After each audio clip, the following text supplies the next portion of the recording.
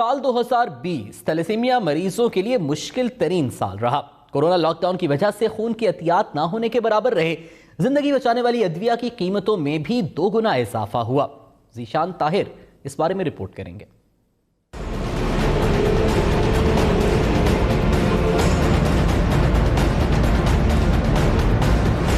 जीते जी जिंदगी को तरसने वाले ये मासूम फूल साल 2020 में शदीद परेशानी में मुब्तला रहे। कोरोना लॉकडाउन में खून की एहतियात ना मिलने पर इनकी जिंदगी की गाड़ी लड़खड़ाती रही, तो वहीं अद्वियात की बढ़ती कीमतों ने थैलेसीमिया मरीजों के लिए जीना मुश्किल किए रखा। हम जो दवाई खाते हैं ना, वो बहुत महंगी है। हुकूमत को चाहिए कि उस दवाई बहुत सस्ती कर दे। जब से कोरोना और लॉकडाउन हुआ है, जिसकी वजह से स्कूल बंद हो गए हैं, तो हमें काफ़ी ब्लड नहीं मिल रहा, जिसके वजह हमारी तबीयत काफ़ी ख़राब हो रही है।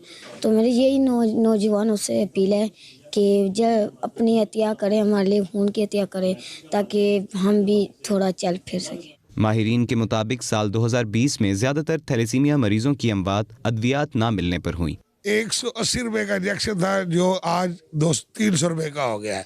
इसी तरह मेडिसिन थी, वो इन बच्चों के लिए एक टैबलेट, वो भी तकरीबन 180 रुपए की थी, वो भी 300 रुपए की हो गई है। खुदारा इन बच्चों को अगर फ्री ऑफ कास्ट नहीं दे सकते, तो कम से कम इन दवाइयों को कंट्रोल करें जो इन बच्चों की जिंदगी बचा रही है। मेरी बच्ची है जिसका नाम है आमना असलम, उसको 1 महीने में 4 डब्बियाँ जो टैबलेट हैं जो इनको बच्चों को खिलाई जाती हैं वो दी जाती है, जिसकी कीमत करीबन 10,000 रुपया फी डब्बी है।